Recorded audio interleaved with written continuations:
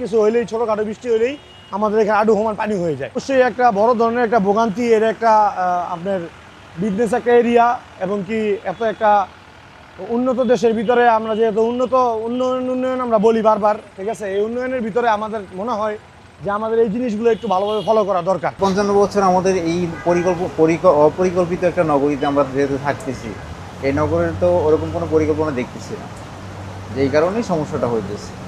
আমরা প্রতি বছর বিশেষ করে সরকার বৃষ্টির সিজনে আইসা রাস্তায় হচ্ছে পাইপ বসাবে, কারেন্টের তার বসাবে, গ্যাসের লাইন বসাবে, তখন আবার অনেকগুলো রাস্তা বন্ধ হয়ে যায়।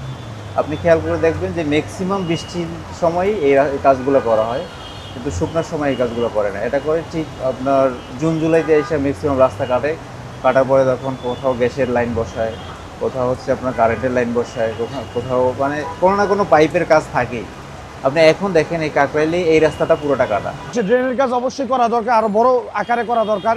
যে আকারে আছে আমার তো মনে হয় না এটা হেনা ডাকার জন্য, কারণ ড্রেন করার পরেও যদি এত পানি থাকে তাহলে ড্রেন করার কি লাভ হলো? সরকারের উচিত এই কাজগুলো শুকনার সময় নিয়ে যাওয়া, প্লাস হচ্ছে ফুটপাতের দিকে খেয়াল রাখা, যাতে ফুটপাতের দোকানগুলো যদি সরাই দিতে পারে তাহলে হয়তো এই ময়লাটার ড্রেনে যাবে না। আর সরাই দিলে তাদের জন্য একটা আলাদা স্পেসও দরকার আছে, কারণ তাদের তো সংসারও চালাইতে হবে। সেই জায়গা থেকে তাদের একটা স্পেস দিয়ে তারপরে এই জিনিসটাকে সরানো উচিত।